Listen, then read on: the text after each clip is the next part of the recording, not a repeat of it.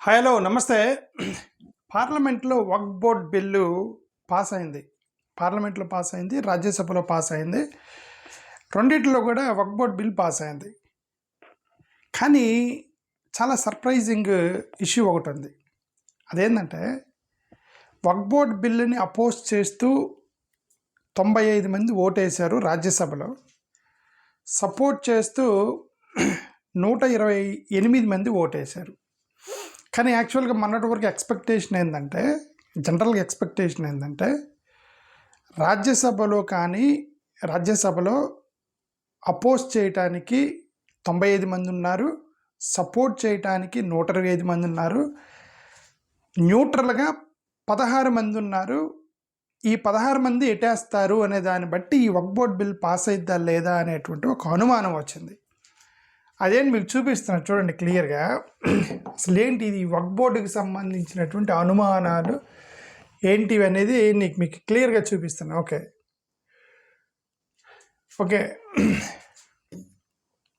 మీకు చూడండి ఇక్కడ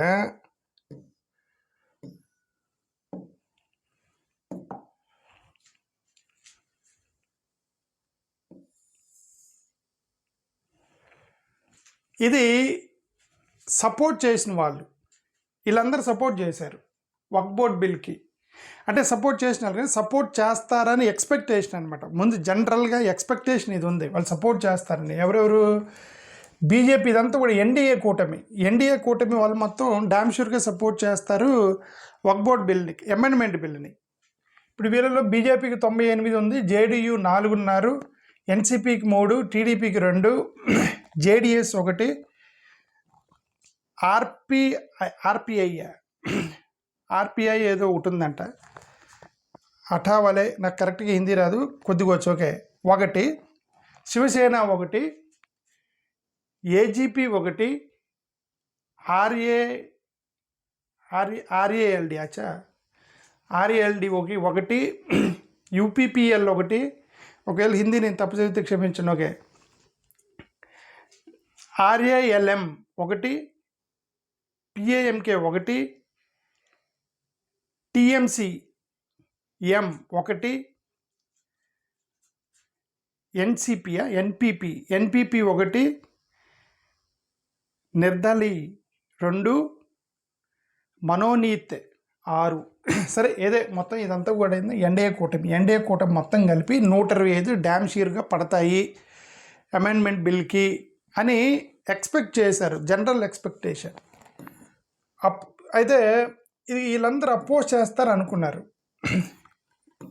ఎవరు? వీళ్ళందరూ అపోజ్ చేస్తారు, పక్కాగా అపోజ్ చేస్తారని వీళ్ళు అనుకున్నారు. వీళ్ళు ఎవరు అపోజ్ చేసేవాళ్ళు? కాంగ్రెస్ వాళ్ళకి 27 మంది ఉన్నారు, టీఎంసీ 13 మంది ఉన్నారు, డిఎంకే 10 మంది,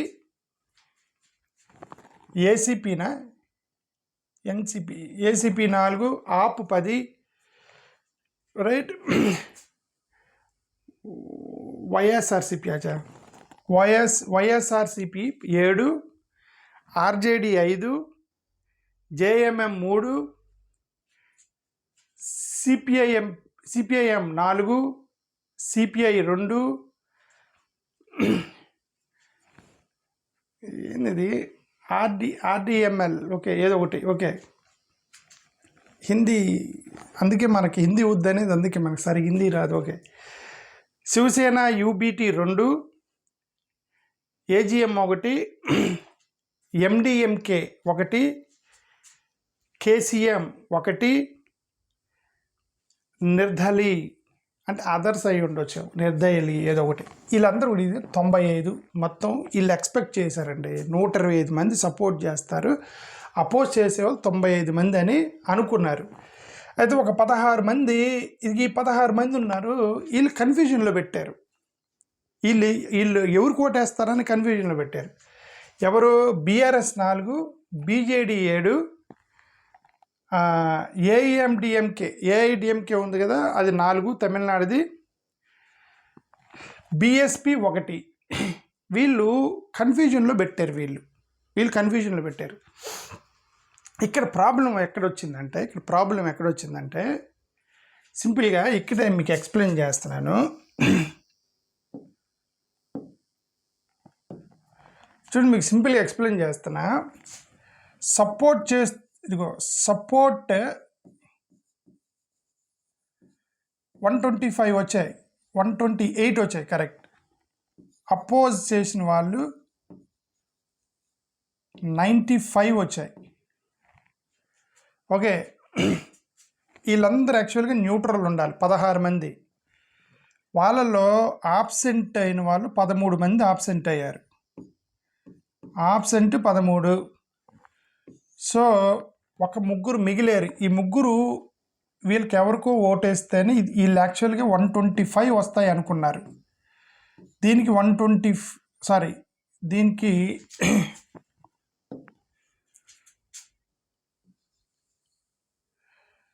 చూడండి, దీనికి 95 వస్తాయి అనుకున్నారు. ఓకే, 16 మంది న్యూట్రల్ అనుకున్నారు. ఈ 125ది 128 వచ్చాయి, 95కి 95 వచ్చింది. మరి ఏంటంటే సమస్య ఏంటంటే ఇక్కడ ఇప్పుడు ఏం సమస్య, 95 అపోజిట్ వేశారు కదా అని అంటే ప్రాబ్లం ఏమొచ్చిందంటే ఈ నలుగురు ఎవరైతే ఉన్నారో వాళ్ళు బయటకు వచ్చి మేము అపోజ్ చేసామని స్టేట్మెంట్లు ఇచ్చారు. బీఆర్ఎస్ 4 సీట్లు ఎవరైతే ఉన్నారో మేము బయటకు వచ్చి మేము అపోజ్ చేసాము అన్నారు. అమెండ్మెంట్ బిల్లుని అపోజ్ చేసామని స్టేట్మెంట్ ఇచ్చారు.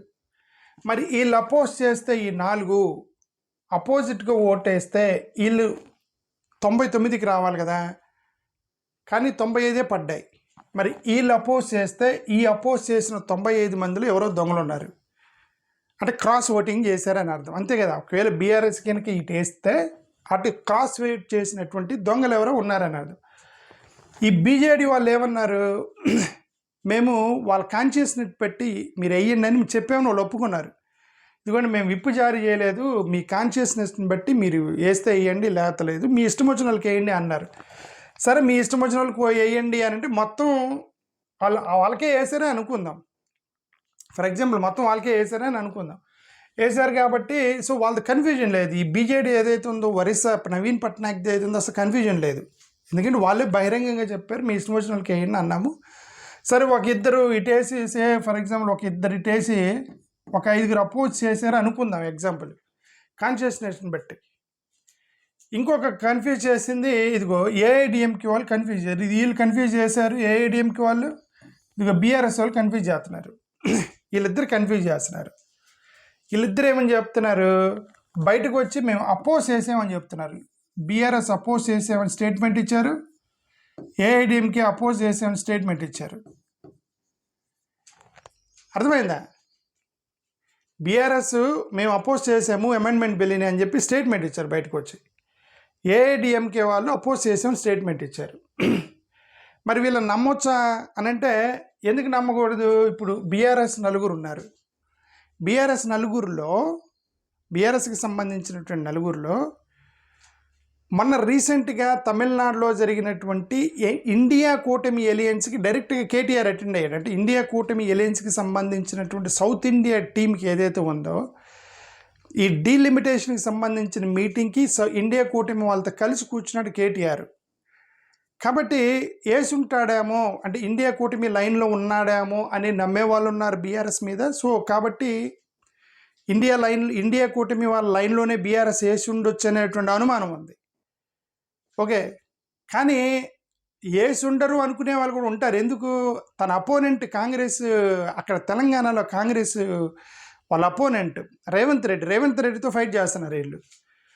సో ఇప్పుడు వీళ్ళు ఎవరికి వేసారు అనేది ఒక పెద్ద గొడవ అయింది. ఇప్పుడు పెద్ద కన్ఫ్యూజన్ చేసేసారు. ట్విట్టర్లోకి వచ్చి వీళ్ళు మేము అమెండ్మెంట్కి అపోజ్ చేసామనగానే, నువ్వు అపోజ్ చేస్తే మరి ఇక్కడ వీళ్ళు 95-99 అవ్వాలి కదా.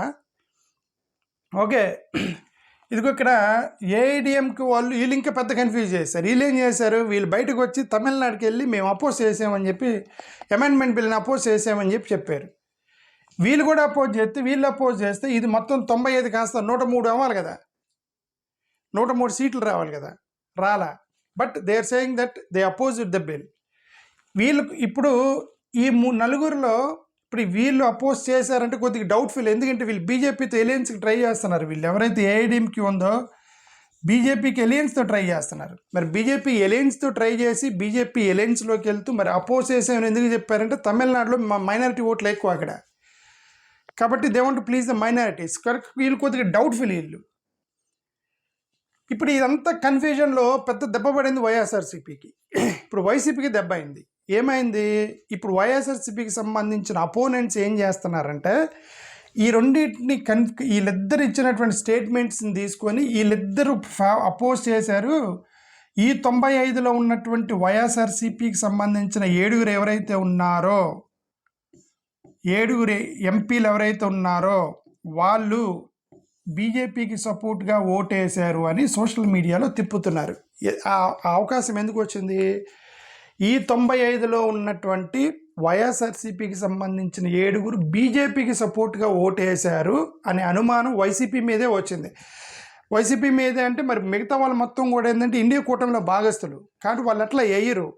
మరి వీళ్ళు బయటకు వచ్చి మేము ఓటేసాము అపోజ్ చేసామన్నారు, అపోజిట్గా ఓటేసామన్నారు. మీరు అపోజిట్గా వస్తే ఈ 95లో ఎవరో ఒకరు క్రాస్ ఓటింగ్ చేయాలి. ఎవరు క్రాస్ ఓటింగ్ చేస్తారు అని అనుమానం వైఎస్ఆర్సీపీ మీద వచ్చింది. ఇప్పుడు వైఎస్ఆర్సీపీ మీద అనుమానం వచ్చింది కాబట్టి ఇప్పుడు అపోనెంట్స్కి ఆయుధమయ్యి దే స్టార్టెడ్ ట్రోలింగ్ వైఎస్ఆర్సీపీ. ఇది జరిగింది యాక్చువల్గా. ఓకే, వైఎస్ఆర్సీపీని ట్రోలింగ్ చేయడం మొదలెట్టారు. నాకు కూడా కొద్దిగా డౌట్ వచ్చి నేను లోపలికి వెళ్ళి చూస్తే నాకు కూడా కొన్ని కనిపించినాయి. ఇది చూడండి, ఇది జనరల్గా వీళ్ళు ఎక్స్పెక్టేషన్ చేసింది ఇది. ఓకే, ఇది ఇతను ఎవరో రాశారు, ఇవి వస్తాయి అనుకున్నారు. జనరల్గా సరే ట్వీట్లు వదిలేండి, ఎవరో నా కామన్ పీపుల్ వదిలేసిన ట్వీట్లు వదిలేయండి. ఇది హిందూ రాసింది, ఎక్కడ పెద్ద ప్రాబ్లం అయిపోయింది. హిందూ వాళ్ళు ఇది రాశారు. ఏమని, BRS opposes Waqf bill, YSRCP BJD leave to it their Rajya Sabha members to decide their vote అని ఒక బాంబు ఇచ్చాడు హిందూ వాళ్ళు. ఇది బాగా స్పెక్యులేషన్ అయిపోయింది. ఇది బీజేపీ వాళ్ళు బయటకు వచ్చి బీఆర్ఎస్ వాళ్ళు బయటకు వచ్చారు, మేము ఓటేసామన్నారు, అపోజిట్ చేసామన్నారు. హిందూ వాళ్ళు అదే రాశారు. వైఎస్ఆర్సీపీ బీజేడీ వీళ్ళిద్దరు లాస్ట్ మూమెంట్లో విప్ జారీ చేసుకున్నారన్నారు. లాస్ట్ మూమెంట్లో అంటే విప్ ఇచ్చారు. బీఆర్ఎస్ వైఎస్ఆర్సీపీ బీజేడీ కూడా విప్ ఇచ్చారు, కాకపోతే లాస్ట్ మూమెంట్లో విత్డ్రా చేసుకున్నారని చెప్పి ఈ కథనం ప్రకారం. ఓకే, లాస్ట్ మూమెంట్లో అది ఎంతవరకు కరెక్ట్ అనేది నాకు డౌట్ వచ్చి నేను కూడా చూద్దామని లోపలికి వెళ్ళి చూసి, అది నా అండర్స్టాండింగ్ ప్రకారమే. ఓకే, దీన్ని వైఎస్ఆర్సీపీ వాళ్ళు ఖండించారు. దీన్ని చూడండి, వైఎస్ఆర్సీపీ సోషల్ మీడియాలో YSRCP Congress party strongly condemns the false propaganda being spread by a section of the media and certain social media handles suggesting that the party has not issued a whip to its Rajya Sabha members regarding the Waqf Amendment Bill 2009. It is clarified that clear and media platform to verify facts before baseless speculations and చాలా స్ట్రాంగ్గా react అయ్యారు వీళ్ళు. Okay, వీళ్ళందరికీ coat చేస్తారు, వీళ్ళందరికీ national మీడియాకి వీళ్ళందరూ కూడా వీళ్ళు ట్వీట్ చేశారు అన్నట్టు, కోర్ట్ వాళ్ళని ట్యాగ్ చేస్తూ. వైఎస్ఆర్సీపీ ఇదిగో వాళ్ళు ఆల్రెడీ వైఎస్ఆర్సీపీ ఆ బిల్ ఏదైతే ఏమంటారు విప్ జారీ చేసినట్టు లెటర్ బయటపెట్టారు.